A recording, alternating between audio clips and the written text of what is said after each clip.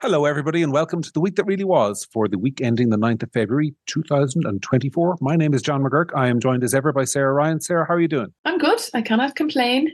It hasn't stopped raining, but it's fine. Yeah, it's been like that down here as well. It's been absolutely miserable all week. So hopefully it'll pick up. I was promised snow and ice, but it hasn't arrived as of yet. Yeah, I know. So was I. And I whipped the kids up into a frenzy a bit. My mistake. And now they're disappointed. Well, before we get into what we're talking about this week, I got an email this week, Sarah. I want to read it to you from Clodagh Van Ass, who was very kind to write into us. And she said, this in relation to the podcast, she said, I've spent the last 2.5 hours cleaning up my son's projectile vomit from his bedroom carpet while he snuggled happily up beside my husband into my cozy spot in our bed. I thought I'd mention that to you because it sounds like something you might be familiar with. Yeah. Anyway, she just wants to thank us both for distracting her from the smell and yuck. And in particular, Sarah, the eloquent and entertaining delivery of your views. And she criticizes me for not liking Jordan Peterson, amongst other things. But it's a lovely email. We're very happy to receive it. Thank you very much, Clodagh, for sending it in. But yeah, I've been that middle of the night puke cleaning soldier, and it's grim. And it's weird the way the men it just doesn't wake them. So strange. It is. Well, we famously can sleep through everything. You know yourself. Well, isn't that convenient? Anyway, we're going to talk about a few things this week. We're going to talk about the funding of NGOs because we haven't really talked about that in any depth. And then my colleague Gary Kavanagh, who is the deputy editor of Gript, did a piece this week on the NWCI, the National Women's Council of Ireland. That's worthy of some discussion, I think, Sarah. We're also going to talk about opinion polls. We're going to talk about euthanasia. We're going to talk about Joe Biden's memory lapses. And if we have time, we'll get to one or two other things as well. But I wanted to start with this business of the National Women's Council of Ireland. As a woman, Sarah, you're obviously familiar. This is the body that represents you. Yeah, sure. I think I'm probably more represented by the National Rifle Association than I am from the Irish National Women's Council. But go on. So they're in the news at the moment because they're basically leading the campaign for a yes vote in the March 8th referendums, which, if you don't know by this stage, are to do with removing the reference to women in the home in the Constitution and redefining the definition of family in the Constitution. And the National Women's Council of Ireland has had a campaign launch. They're printing leaflets, they're putting up posters, and so on and so forth. And my colleague Gary Kavanagh thought it was interesting to look into their funding. And what he's discovered is that basically in 2020, for example, 98.7% of their staffing costs were paid for with public money. And over between the period between 2017 and 2022, 90% of their staffing costs, the people employed by this organisation, it's money coming from the state, from the taxpayer, and being put into the pockets of this campaigning organisation. The whole article is on Gript. You'll be able to find it. But is it really sustainable to have these groups campaigning in a referendum when it is the taxpayer paying them to do so, in your view? Well, I mean, of course it's sustainable. Look at the government. The government will prop that nonsense up all the live long day. So of course it's sustainable. Whether it's right or not is another question. What I have an issue with is an organisation that claims to be the national. I mean, think of the name. It's the National Women's Council of Ireland. And it's anything but. It's the National Council of Women who agree with us. And they've had countless events in the last couple of years. There was a rally that they had outside Leinster House last year, the year before, I believe. And the speakers at it were laughable. It was laughable how, if you're a pro-life, slightly conservative, any type, loads of different types of women, you're not represented by the National Women's Council of Ireland. So is it appropriate for a state-funded body to be completely one-sided on a referendum in the way that they are? No. Is it sustainable? It's sustainable as long as we have the same donkeys with the same bullshit ideologies running the country. Yeah, it's very sustainable. It's worked out really well for them, actually. Yeah, I wonder, when I say sustainable, I mean politically sustainable, because I do think more and more people are waking up to this. As you say, it's the council for some of the women who agree with us. I mean, my wife, Orla, for example, is by no means, I married a liberal, and I mean this in the I think it's very important to disagree with people all the time, and it's intellectual. I don't know how we get on if we disagreed and everything all the time. but she is definitely a liberal in the sort of normal sort of 2010, 2011 sense of the phrase.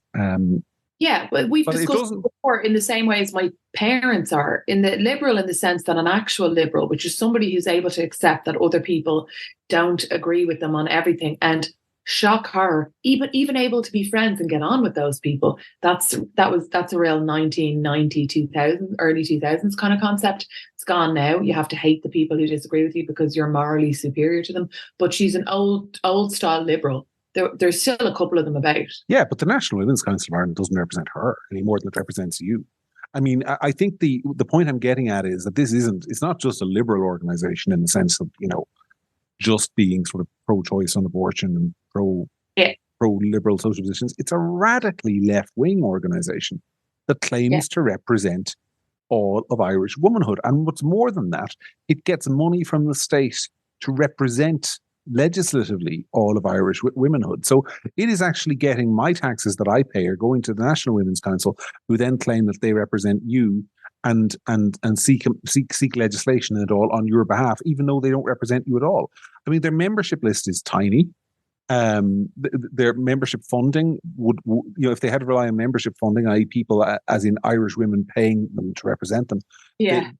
Our estimate, Gary's estimate, is that they would have to close shop within 6 months. And I don't know how politically sustainable that is, because at some point it's going to become a political issue, I think. But they also are shameless.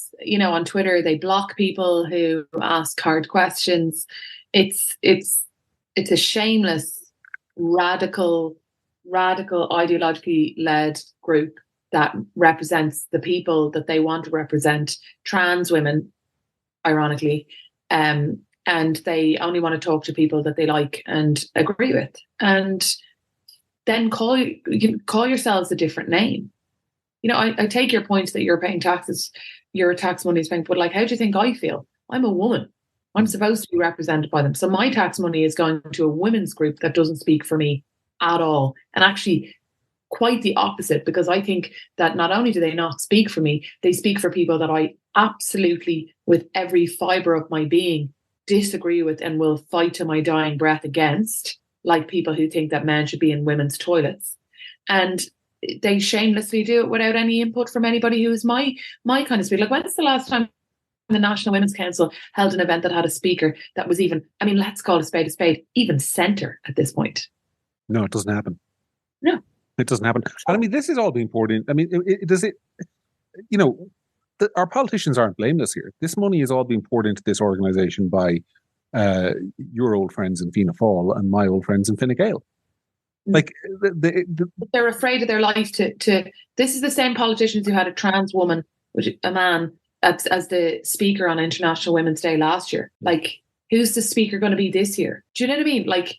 Sorry. And this was also a speaker who was on Twitter saying that women TERFs, so women like me, I suppose, should be hounded. Do you remember?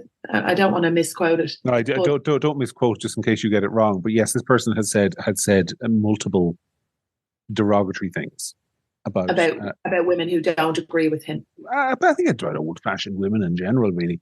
Yeah. But this was chosen as this person was chosen as the speaker on International Women's Day. And by the way, I've been pretty vocal about the fact that I'm no fan of International Women's Day at the best of times, and I think it's a showboating nonsense that allows people to let themselves off the hook from ever actually doing anything that helps women in their day-to-day lives. Separate issue. The point is, these are politicians who are inviting that person in as their key speaker on International Women's Day, and that tells you how far out at sea we are in terms of having the, frankly, again, testicular fortitude to put your hand up and say, guys, I think this is actually a load of shite. Joe, it's funny you mentioned International Women's Day. I don't have a problem with it existing. I think it's fine. There's international days for whole loads of things. December the 1st is World AIDS Day, so on and so forth. But I really think it's kind of weird how in Ireland in particular, it's kind of been turned into a secular religious holiday. Have you noticed that? Yeah. It has become a kind of, it's an event. It's like atheist Christmas or something. You nearly have to put up the decorations now in advance. But that's the irony of it, is that the people who, Like, I'm sure that there'll be a thesis, or, Freud would have a field day with the idea that people who were so anti-religious and so, like anti-church now are developing these kind of like religious, St. Bridget's Day, these kind of things. Like the article in the Irish Times, like talking about how she was the first to perform abortions, and she was this and she was that. Like, spare us. Like, if you're actually that anti-religious, like, get your own saints. Yeah, we didn't talk about that last week, did we? The St. Bridget's Day stuff. I mean, it is just, it's kind of, it's more than laughable. It's kind of almost a little bit deranged, because there's this kind of like, they keep saying things like St. Bridget, goddess, saint. I mean, those two are mutually exclusive. You cannot be a goddess and a saint. The Roman Catholic Church, which anoints saints, only recognizes one God. You can't be a goddess and a saint, and they're deliberately conflating the idea that there was, and we don't know for certain, but there may have been an ancient Celtic goddess called Bridget, with the actual flesh and blood human being saint, and then basically saying that the saint was a pagan goddess. It's so inherently dishonest and gross and vile that it's kind of hard to put words on it, but it's also openly deranged. Like, yeah, I like, to the extent that it feels insulting in that it's so deranged that you have to believe the people who are saying this stuff know in their heart and soul it's not true, and it's purely about trying to insult people who unlike me, have a great affinity for the actual St. Bridget. I never liked St. Bridget because I remember when I was in primary school, they tried to make a St. Bridget's cross out of rushes, and I could not do it. It was utterly miserable. So I've always associated St. Bridget with that. You've had it in for it since then. That useless activity.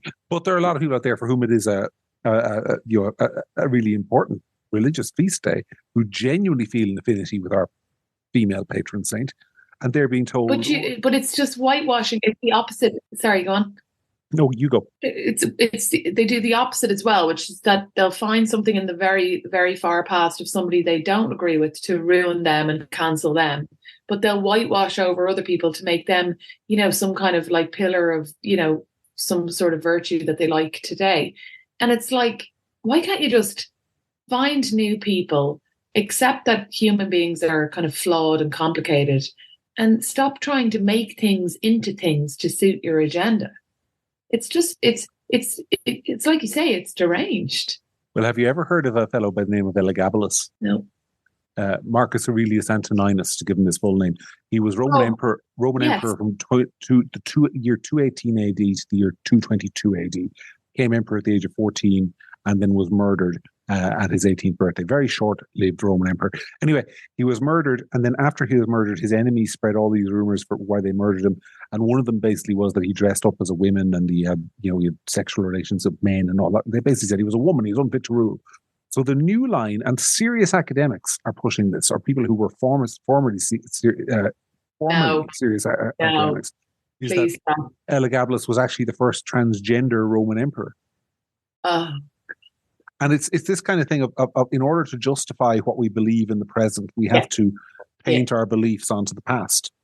And it's just extraordinary. I mean, poor Elagabalus probably didn't deserve to be murdered, and definitely doesn't deserve to be posthumously held up as something he wasn't, any more than St. Bridget deserves to be held up as an abortion-performing Celtic goddess. But and all of this stuff has something in common, which is the National Women's Council cheers it on. Yeah, I think it's also, I think that kind of stuff is really demonstrative, really, of a kind of a lack of confidence in some of your arguments, really.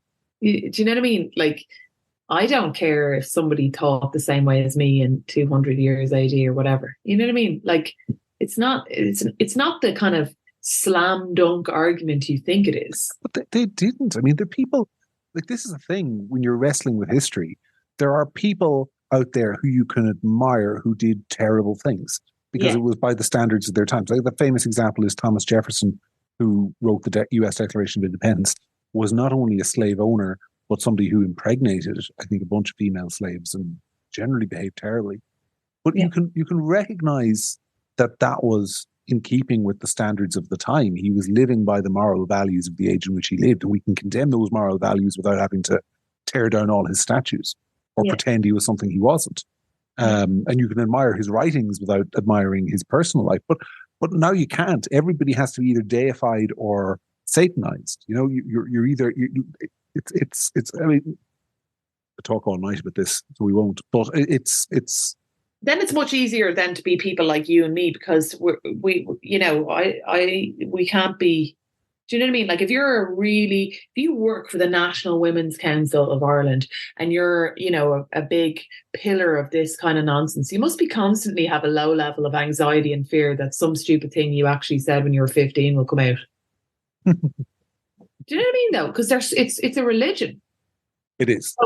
So, you know, like they won't be forgiving of something stupid you said about, I don't know, a man wearing a dress or something when you were 15. No one will, you'll be hacked to death by the mob. So it must be scary to be up on that high horse. Like. The other thing is the arrogance of it, which is the belief that we have sort of perfected humanity now, and future generations won't look back at us and say we're barbaric. I mean, I always think that's a very risky assumption to make, especially when it comes to things like, I use the example sometimes of the way we cook and eat octopuses. I think it's very possible that in 50 years' time or 100 years' time, we realize that octopuses are really hyper-intelligent creatures and that our treatment of them has been barbaric. And people will look back at us. Yeah. Why? Because they're so clever. They're incredibly clever. Oh, I'm a mass murderer then. Well, shame on you. I've been going to Greece since I was a child. And I've even shot them myself with a spear gun at night underwater, John, I'm afraid. You are the Thomas Jefferson of our age, Sarah Ryan. You are. I didn't realise they had some kind of personality. Oh yeah. They're incredibly intelligent and apparently very emotionally sensitive creatures. Oh, now I feel bad. There's a huge controversy in Portugal about the expansion of octopus farms for that reason, but that's not why people listen to this podcast. If you want to read about it, go and Google octopus farms in Portugal. You read all about the scandal. But back to the National Women's Council. I mean, I think the other point here is that this is just one example. The NWCI is one example of a campaigning organization where 98% of its funding for its wages is being paid for by the taxpayer. But it's one of 32,000 NGOs in the country. Oh my God. Now, it should be said in fairness that the majority of those are probably small little, like, you know, community tidy town organizations or whatever. But we are spending billions every year pouring money into these organizations. And a lot of them, not all of them, maybe not even a majority, but a lot of them are actively campaigning on behalf of God knows who. Like the Alcohol Action Ireland, which is literally set up by the Department of Health to campaign for restrictions on alcohol and doesn't represent anybody except the Department of Health. So why is the government spending money on an organisation to lobby itself? Good question. I mean, if you want to restrict alcohol, just do it. You don't need an organisation to tell you why it's a good idea that you should regulate alcohol, if that's what you want to do. And you're clearly funding it because that's what you want to do. Otherwise, why would you be funding it? And if you're going to fund it because your argument is, oh, well, the alcohol companies will create an NGO or lobby on their behalf, so they need to be balanced out, then why doesn't that apply across the board? Where is the organisation lobbying for lower taxes?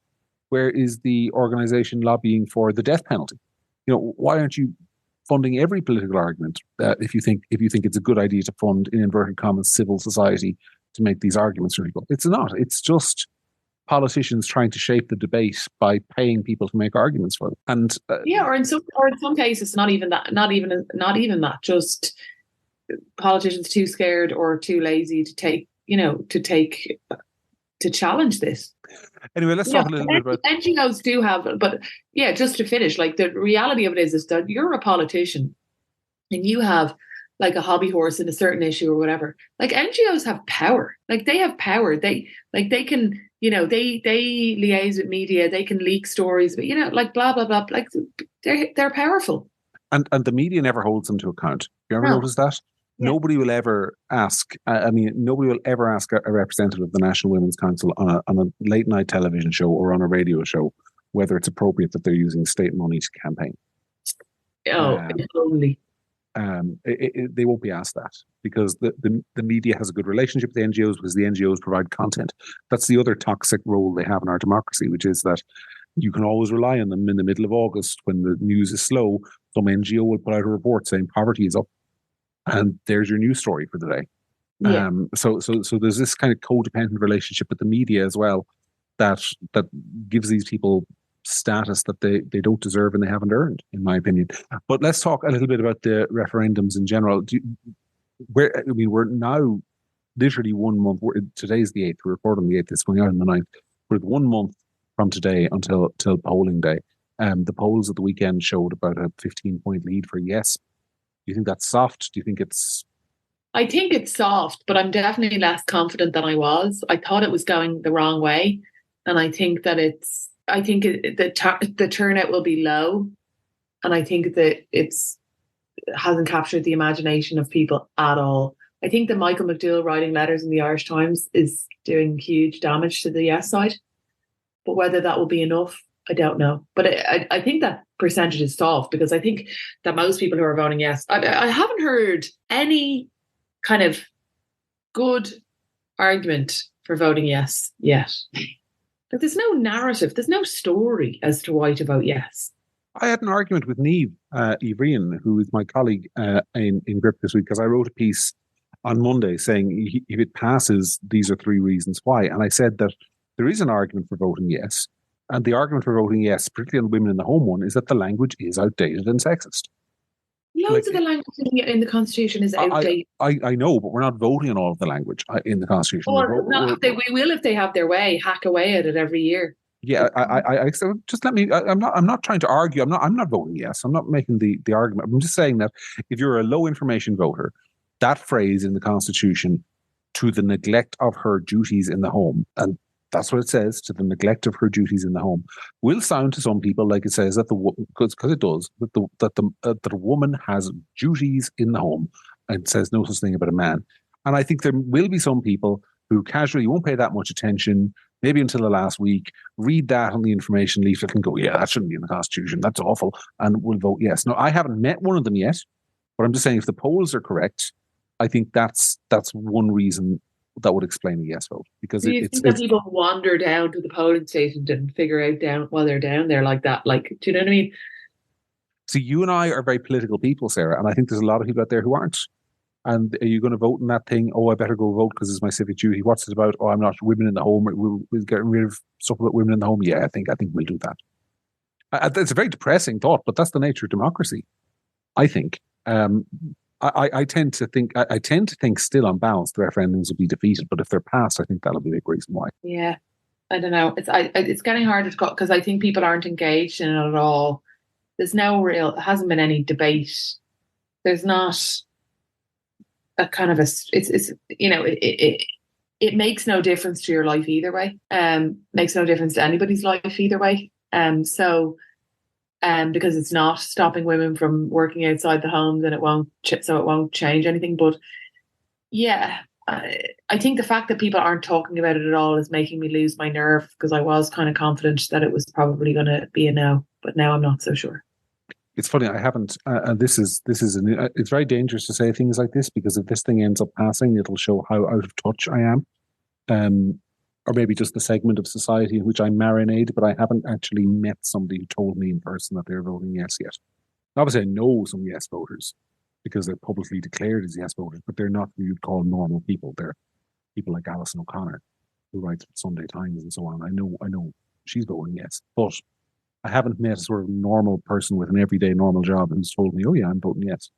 Maybe I just haven't asked enough people. But maybe that's a straw in the wind. Maybe there will definitely be a lot of yes votes. So, but I'm just saying, I'm not. I don't want to sound like that person who, after Richard Nixon won 49 states, says I don't know anyone who voted for him. Pauline Kael, I think was her name.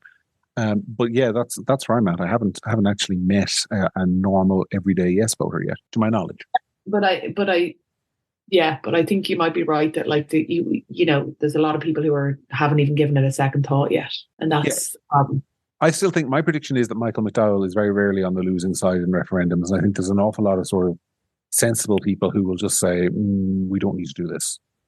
And I actually thought my old friend Declan Ganley made a good point today on social media, where he said that there's a wisdom in voting no because there is doubt, and if this is really important, we can come back and do it at a later stage. There's absolutely no need to rush into this. I thought it was a persuasive line of thought. I thought. Yeah. Anyway, speaking of opinion polls, there was another one today in the Irish Times. What did you think of it? I think if I was working in Sinn Fein's press office, I'd be getting pretty nervous. What I'm more fascinated by is that Sinn Fein don't really seem to be doing anything to respond to this free fall in their vote. I'm glad you said that, because I have a piece on this tomorrow, which is why I think they have a problem, and I think they have to knock on a lot of doors to figure out what to do, because I'm not sure which flank they're losing the votes on. There are an awful lot of people who listen to this podcast and read Gript who will say it's immigration. It is people annoyed that they're not taking a hard enough line with the government on immigration, and they're going to independents and they're going to smaller right-wing parties and they're going to give the government a bloody nose in immigration. That's a theory. The problem with that theory is it's missing one crucial element, which is show me where the 6% have gone and where that has been a meaningful rise in support for obviously anti-immigration politicians. Because in the Red C poll, you could say, oh, well, independents have gone up a bit. But in today's Irish Times poll, it was the Greens and the Social Democrats who benefited from the fall in the Sinn Fein vote. So I'm wondering, if you're in Sinn Fein and you're properly thinking about this, you've got to ask yourself, is some of this people who are actually on the left and who are really annoyed that we're not being angry enough about immigration and going hard enough against the protesters and the arson and all of that stuff, and who are jumping on board more kind of purist left-wing alternatives like the Greens and Social Democrats? So I think Sinn Féin's problem is that they can't be certain where their votes are going. So it's very hard to form a coherent strategy to fix it. But I think ultimately, if you're doing a report card for Sinn Fein and you're not trying to kind of second guess the polling that much, even though there has been polling that shows that a large proportion of the country are very concerned about immigration and think that there is too much immigration. So that there's that. But even if you weren't trying to second guess the polling in and of itself, and I as a non-Sinn Fein voter was just taking a look at them and really genuinely trying to be objective, the report card for them as an opposition party wouldn't be good. They're not, they feel like they agree with the government on more than they disagree with them. I've said before, they feel tired and jaded for people who are supposedly preparing to govern. I think that supporting the two referendums was a huge mistake for themselves.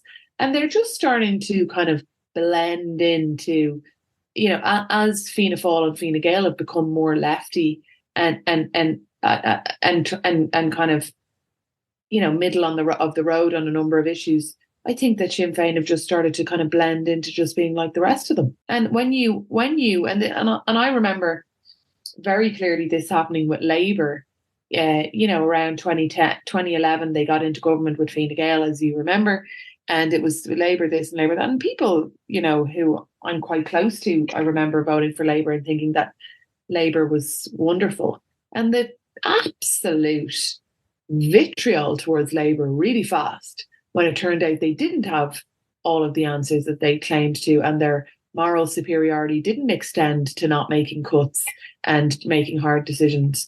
They were hated, absolutely hated. They're still living with the legacy of that. And I think that when you place yourself on this high moral, whatever the word is, higher moral plane than everybody else, as Labour did and as Sinn Fein have done, but then you don't deliver and you don't argue and you don't come up with ideas and you kind of sit there waiting to govern, people see through it. Yeah. And so, I mean, if I was sitting down with people, with Mary Lou and she was saying, what do we do next? You better start carving out some niches for yourself on a couple of the key issues that are affecting people's lives day to day. And you better start doing it now.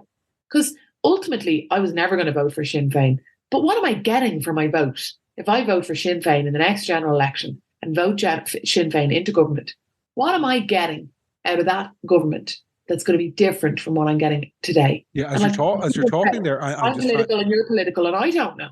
Yeah, as you're talking there, I'm just trying to think of distinctive Sinn Fein policies that exist that I can name. I'm not saying they don't have any. I'm just saying, me as somebody who's fairly engaged with politics, write about it for a living, and trying to think off the top of my head of Sinn Fein policies that I can remember that are clearly distinctive from the government. They said I think they said that they would get rid of higher bands of property tax or something, wasn't there something about that? Yeah, they'd introduced a wealth tax. Those are about two that I can think of. And they're not exactly particularly transformative. Neither of them would affect me. I'm below the threshold for a wealth tax. And I think below the threshold for the higher band of property tax. Not because I don't have a decent sized house. I do, but I don't live in Dunleary. And it's a strange thing for them to be doing, to be. Yeah, I know. It didn't fit. There's no, they're the same on all of the kind of social justice warrior stuff as all the other parties. There's no carving out of any interesting kind of vision for Dublin or for Ireland in general, whatever. The solution for health and education is just more money. Yeah. So what's the point? Yeah, I think you're on to something there. They've lost the sort of edginess that they had.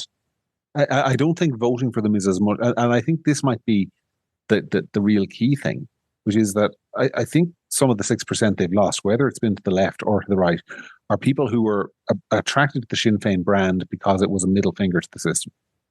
I don't think it's a middle finger to the system anymore, and I think those people are looking for middle fingers elsewhere.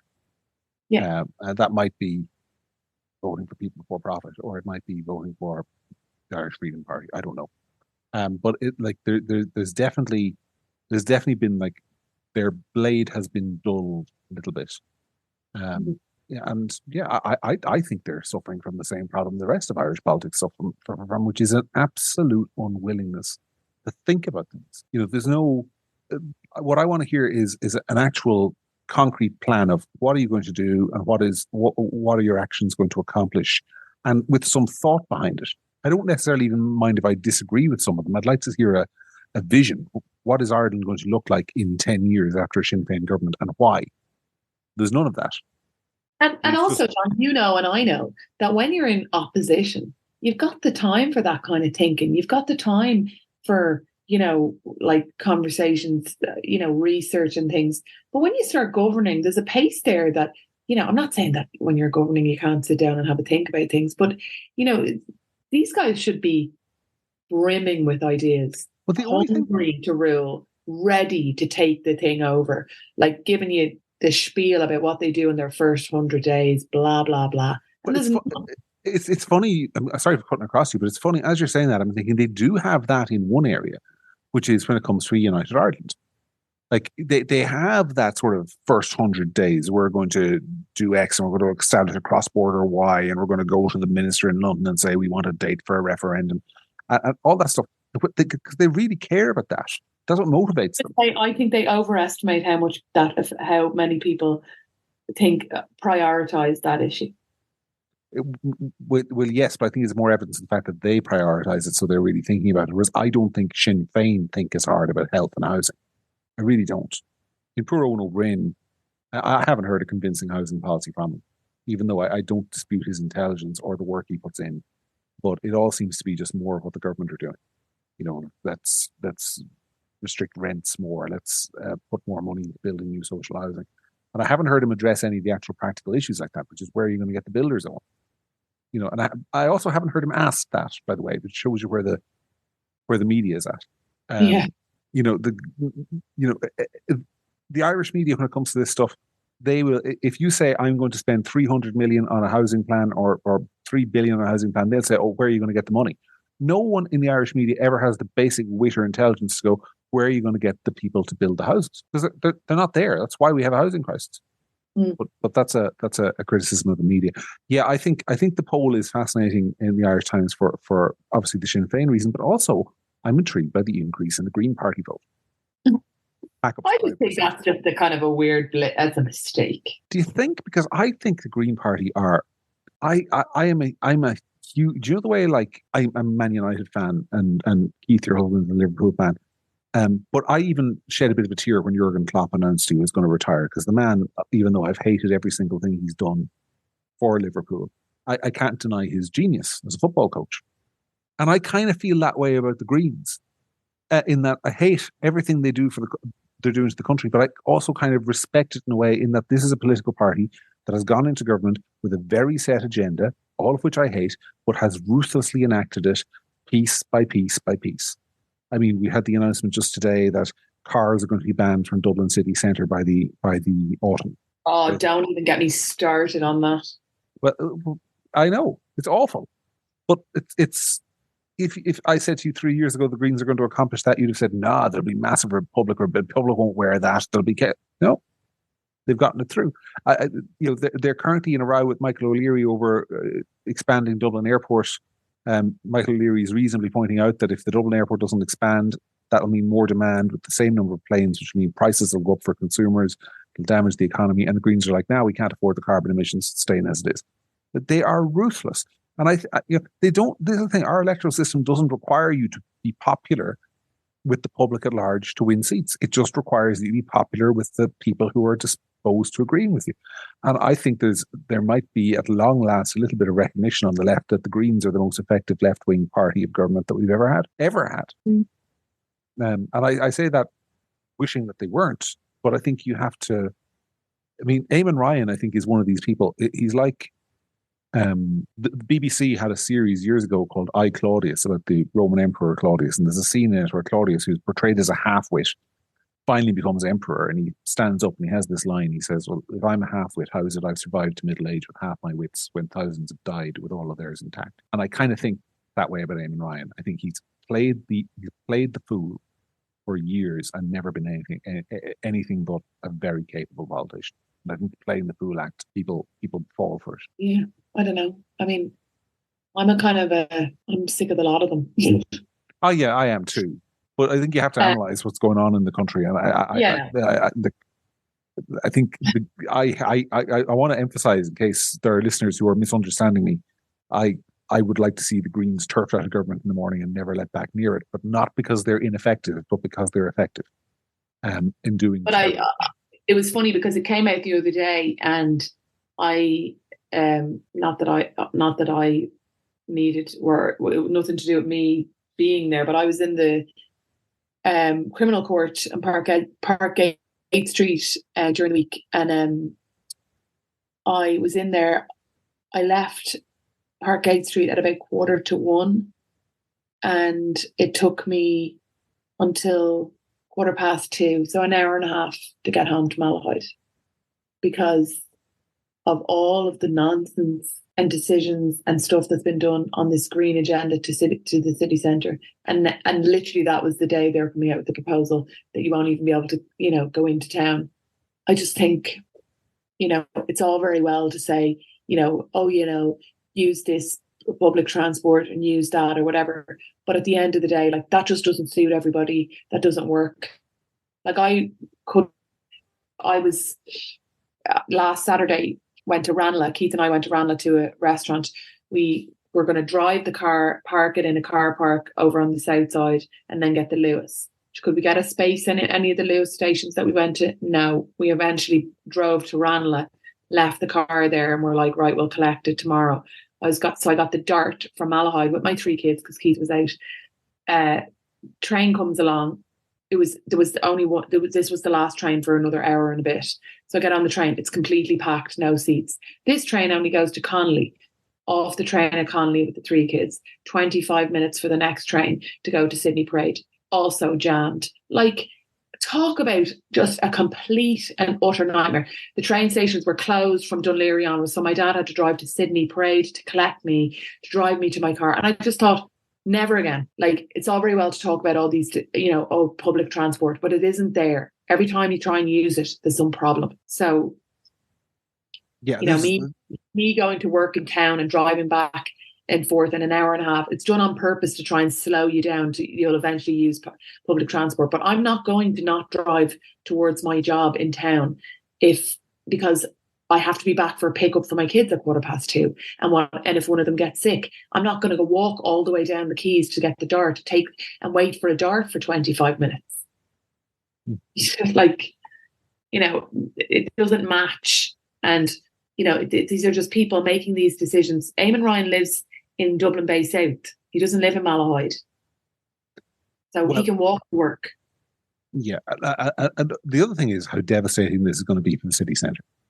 Because you already have the issue with Blanchardstown Shopping Centre and Liffey Valley and Dundrum, which are all places, what they all have in common?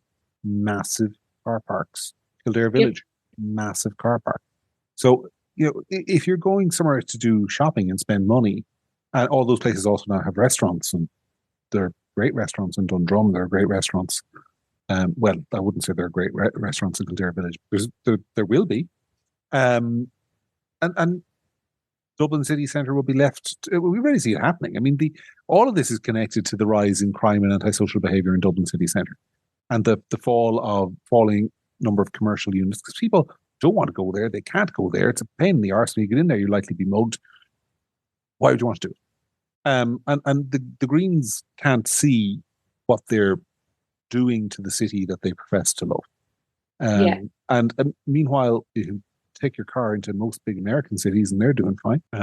So it's, look, people voted them into office, and I think we'll end this segment by saying voting has consequences and you live with them. And there are a lot of people out there who voted Greens at the last election thinking that they were doing it to save the Badgers. Badgers weren't under threat. Turns out your car was. So anyway, to change the subject completely, turns out I can enter female Irish dancing competitions now. Yep. Are you excited? I'm looking forward to it. I always wanted to wear one of those spangly dresses. Although I think I'll probably have to wear underwear as well, because I think you kick up your legs and stuff, don't you? I wouldn't know. The point is that you're now able to enter the female Irish dancing competitions, even if you're not female, and you can compete. And this is, a huge win for men's rights and women's rights. Sorry, and anybody who says anything about it is a bigot. So we better not. But it's just more of the same kind of nonsense, if you ask me. Virtue signaling, and that you can compete in any gender category you want.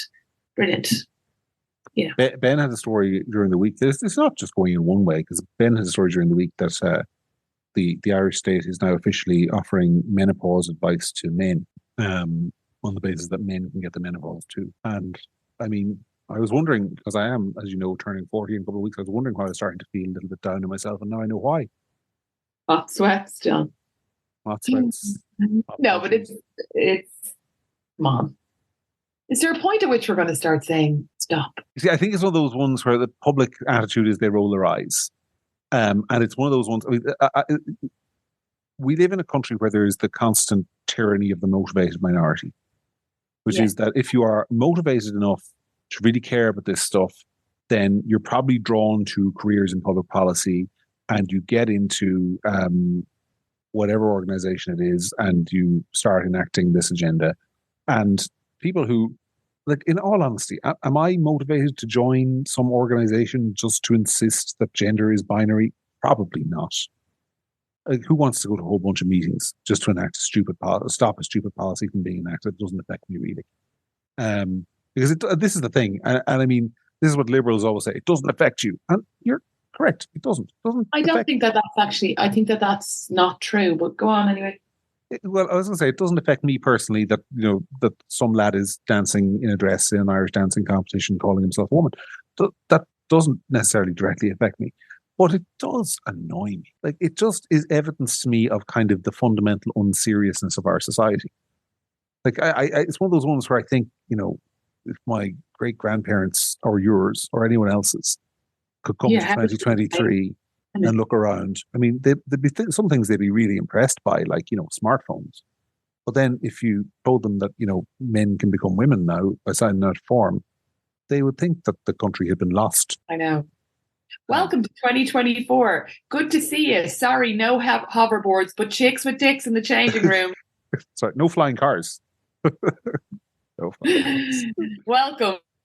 You'll enjoy it. It's great. It's great. And Eamon Ryan says we'll all be riding bikes again in 5 years. So you missed the really good bit. Sorry. But it's also you roll your eyes or whatever. But it's like, the Irish dancing governing body called the Comisiún le Rinci Gaeilge has said that they made this decision after considerable internal and external discussion. I bet you did, yeah. I bet you there was loads of people in that discussion on the one side. I'll let you guess which side wasn't represented in those discussions. I guarantee. Do you know what I mean?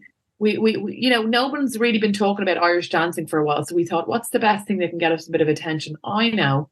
Let's be woke. Look, what's funny is it all goes in one direction, because I have yet to see a case of a biological female announce that she's become a man and then demand to get a trial with the Man United men's team.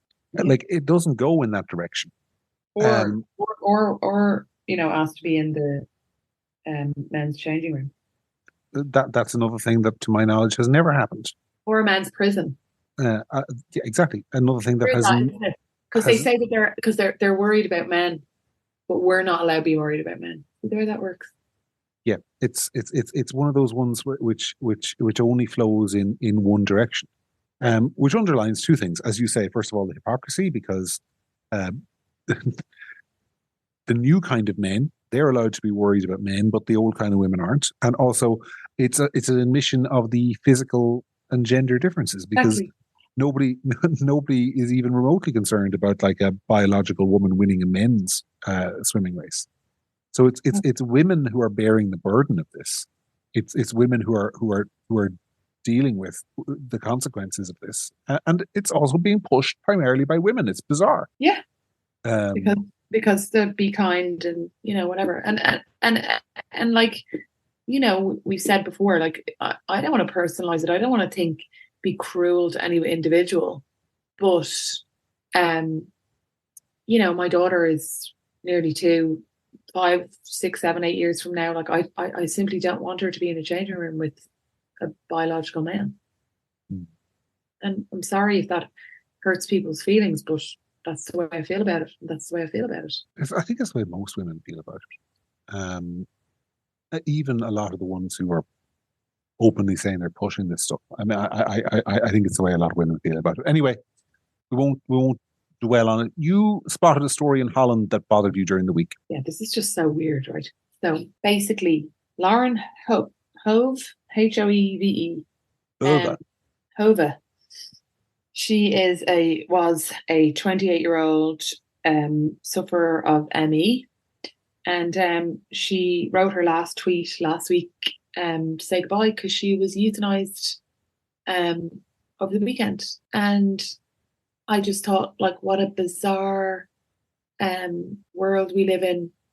First of all, put to the side, like, ME is, and I'm not a doctor, but ME is considered to be quite a controversial condition in some circles in terms of, what it is or isn't. A 28-year-old woman, kind of saying goodbye on Twitter and like being euthanized is, I don't know, like just very depressing and scary. She posted a meme. She said, "Enjoy a last morbid meme," and it was a picture of a child with sunglasses on giving the thumbs up. She said, "This will be my last tweet. Thanks for the love, everyone. I'm going to rest a bit more and be with my loved ones. Enjoy a last morbid meme from me." And it says me getting euthanized, and it's a 3-year-old child with sunglasses on giving a thumbs up with a doctor. Like, is there not something really dark and sad about that? She's autistic as well, of course. Yeah. And it's incredible how often these things overlap, how often autism overlaps with a lot of the things we talk about on this show. For sure. Yeah, look, I think ME is, as I understand it, can be a very painful condition. You wouldn't wish it on your worst enemy, but there are many people who live for many years with it. And I actually don't blame Miss Hilda, that's how you pronounce her name, for the decision she took. But I do blame a society that condones it. And I do actually, the one thing I blame her for, I haven't said I don't blame her for the decision she took, but I blame the glorification of it. I think that the sort of, I'm setting an example to the world by saying goodbye. This is my last tweet. Isn't it a really dramatic and fantastic way to go out? And isn't there? I remember reading an article, Sarah, years ago about the contagion of suicide, because where I grew up in County Monaghan, a couple of times in my youth, there were what you call a suicide cluster. And I remember reading an article that a lot of the times people who take their own lives are engaged in something I think the writer called the funeral delusion, which is I can't wait to see them at my funeral. I can't wait to see all the flowers. I can't wait to see how sad they'll all be, those people who bullied me. I'm going to really enjoy punishing them. That's not in every case, but in some cases. Yeah. And I'm not saying Lauren Hova was seeking to punish people, but there is a sort of there's a glorification of it. And of course, the sad fact is you won't be at your own funeral to see the reaction or see the wreath or see people crying or whatever, unless you're a very religious person. And I doubt a very religious person will go down that road. So, it's sort of I think the glorification of that process, there is definitely, one thing I know for certain is that there is some young person out there who has seen what she has done and thought to themselves, I'd like to do that 100%. And one is probably cutting it very fine. Maybe but also, why is ME different? Well, why is ME any different from depression? So what's to say that somebody doesn't say, I've been depressed, I've tried drugs, nothing works, I'm too depressed, and now I want to be euthanized? Do you know, I was watching, I think I mentioned on the show a couple of weeks ago, I was watching the BBC's excellent reality TV show, The Traitors, which ended. And there was a girl in that, the runner-up, who has a stoma. There's a 24-year-old girl, and she has a stoma. And a stoma is, for people who don't know, it's basically when your large intestine has to be removed, and there's basically a hole in your stomach, and you wear a bag all the time, and out of that comes your fecal matter, and I think in her case, her urine as well. And I was thinking, that is bravery. That is courage to go on national television as a very attractive young woman in her early 20s with a condition like that I think, for lots of reasons, a lot of young women would feel was the end of their life. Yeah.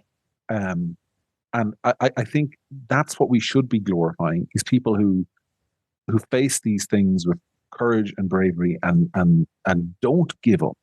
And I think there's been a fear of saying to people, don't give up, don't quit. Because euthanasia and suicide, and I feel really strongly about this, and I'm sorry if it's politically incorrect, it's quitting. That's what it is. You're quitting on yourself, you're quitting on your family, and I know there are people who will listen to this and getting really offended at me because, God forbid, somebody in their life took their own life. And if that happened, you have my deepest sympathy. But I also think it's really important in society to say, this isn't a road you should go down.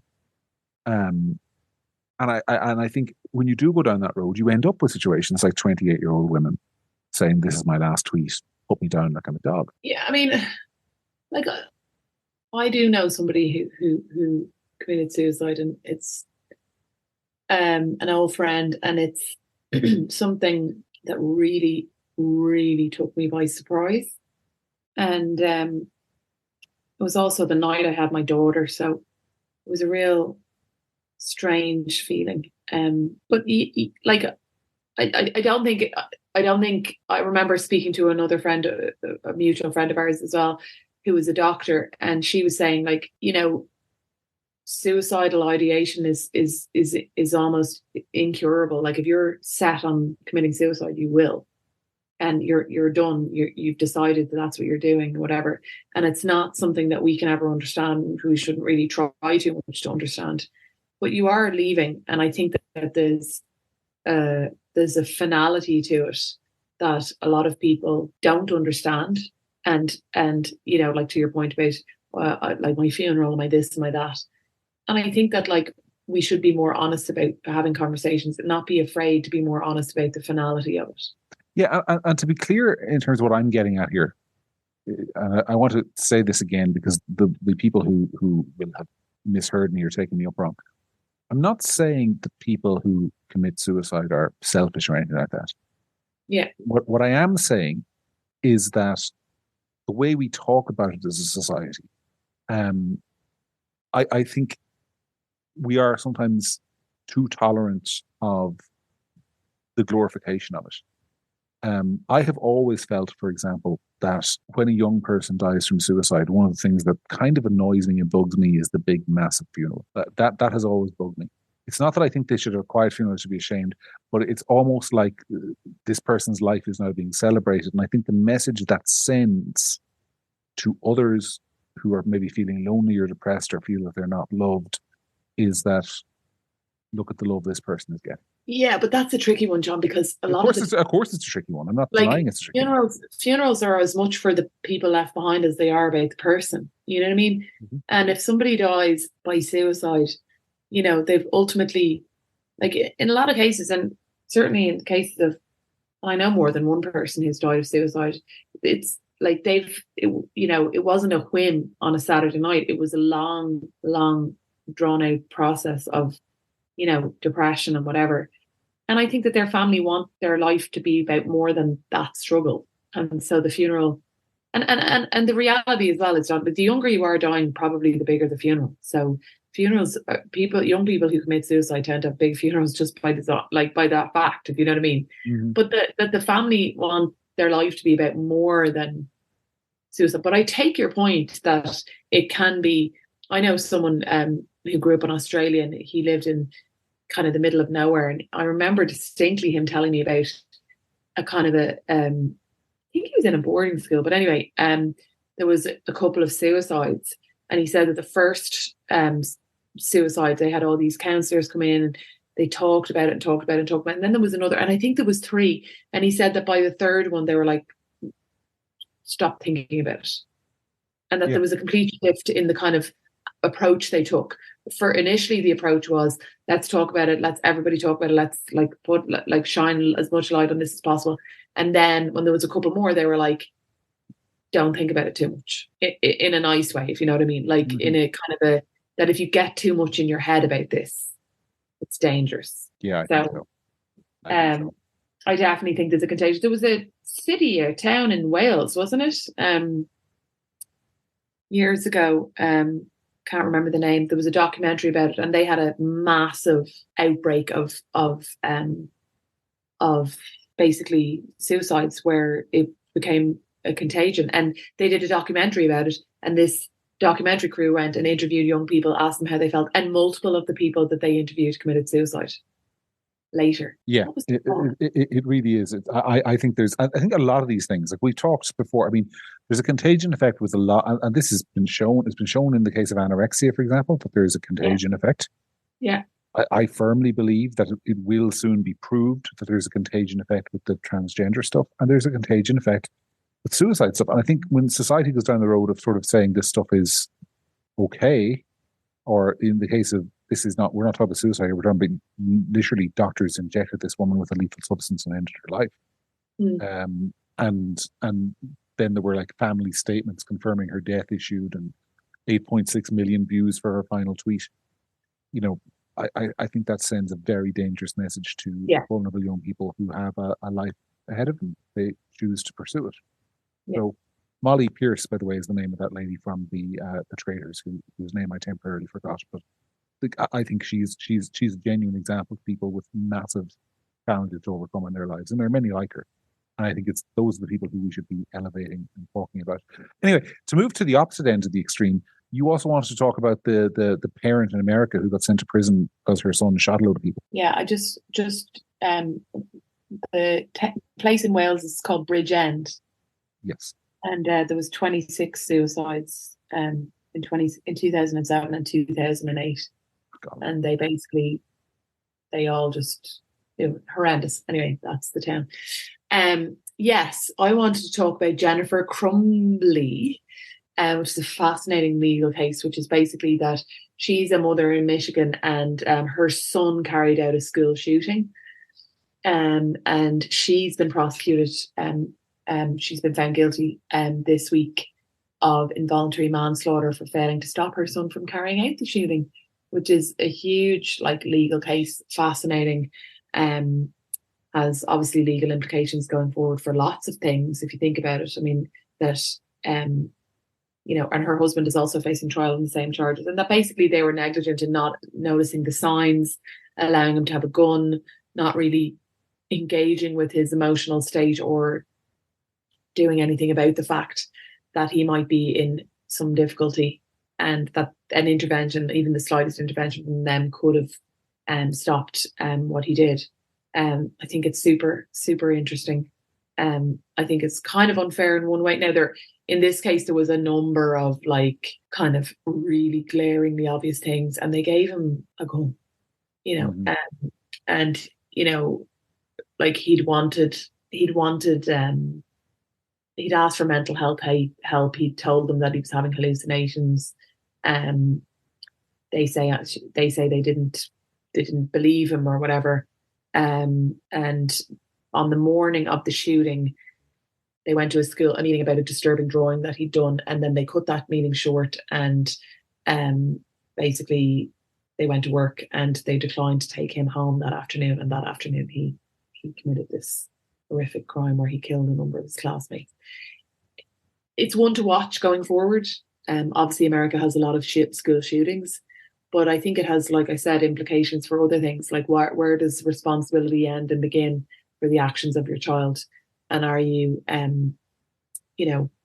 you to blame for things that your kids do if you didn't get them the right mental health help? Interesting. Well, I think, you judge these cases on a case-by-case basis, really. But I mean, there are lots of people in this country who would say for years that, like, parents of juvenile delinquents should be held accountable. If your child is leaving your house in the middle of the night and going and breaking windows or doing whatever they're doing, you should be held accountable because you are their guardian. And it's always been controversial, but I think there's a case for it. I mean, the other example is there's a massive ongoing debate at the moment with pit bull dogs, or actually, to be more precise, XL bully dogs, and the amount of people they're allegedly killing. And when it comes to dogs, no one disputes that the owner is responsible for them. And that's an established legal principle that if your dog attacks somebody, you can be criminally prosecuted and your dog will be destroyed. And I don't think it's if you own an XL bully dog and it kills next door's kids, then I think you are criminally liable for the actions of that dog. I don't see why you wouldn't be criminally liable if it's your underage child who's done the same thing. Especially in circumstances like in this case where there were clear warnings the child was dangerous. But it's a fascinating one. Obviously, won't bring those kids back, and Americans, in my experience, will do almost anything to tackle gun violence except consider regulating guns. So there's also that angle to it, and I understand why that is, and I'm not sneering at them for it. But like it's also, by the way, people who say Americans should ban guns. I always say, if you're going to be the guy who volunteers to go to Kansas and go door to door and say, I'm from the government here, hand over your gun, good luck to you. I don't think it's practically doable anyway. But it's also fascinating how like they will always find some new idea that isn't gun control. And I'm sorry if I sound like an American liberal on that, but I mean, I do think it's one where the American Constitution probably produced a result that wasn't foreseeable at the time it was written.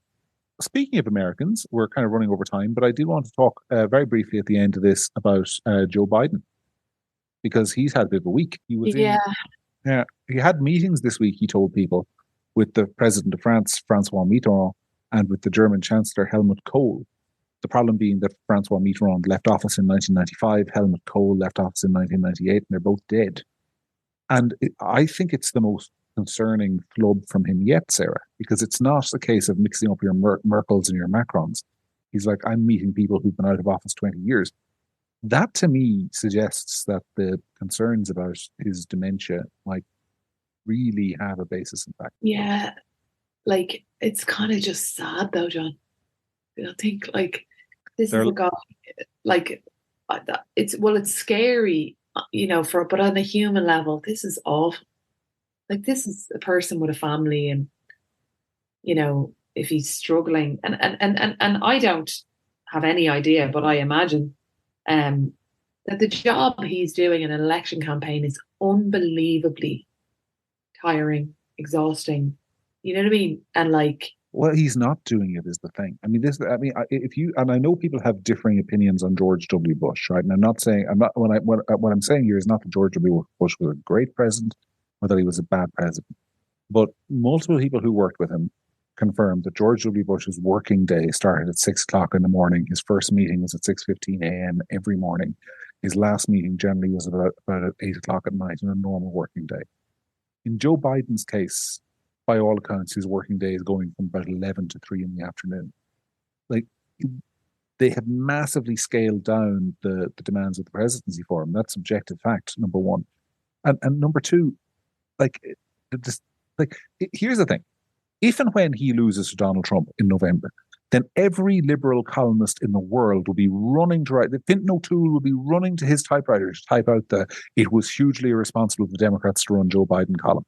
But they're not writing it now because they're afraid of going against the team and being seen as sort of anti-Uncle Joe, altogether against the Orange Menace, when the guy clearly isn't physically or mentally capable of doing the job he's in. And then when he loses, it's a form of cruelty. This then. It is, and it's also, by the way, it's now too late to replace him. People keep saying, "Oh, they're going to switch him out for somebody." No, Joe Biden has raised, I think, $300 or $400 million for his re-election campaign. If he drops out, that money can't be spent. You can't just take money from Joe Biden's campaign and put it into the next guy's campaign. He's built the infrastructure that can't be transferred to somebody else. Any new candidate at this stage will be starting from scratch.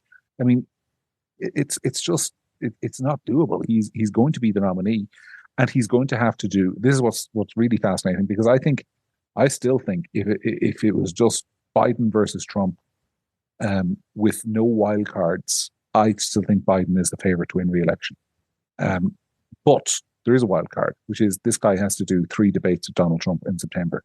So are the debates mandatory, or would not doing them just look so bad? I think not doing them would look so bad that you kind of have to do them. They're not mandatory, but I think a sitting president refusing to do the presidential debates, especially in the current circumstances, would be a massive red flag. Yeah. I think he kind of... First one due? When is the first one due to be, roughly? So the American general election campaign traditionally kicks off after what's called Labor Day, which is one of those American bank holidays, which is the first Monday in September. So the first debate would usually be around the second week of September. So there's a while to go yet. But the problem is, like, if he does have a sort of degenerative mental condition, which is age-related, it's not going to get better between now and September.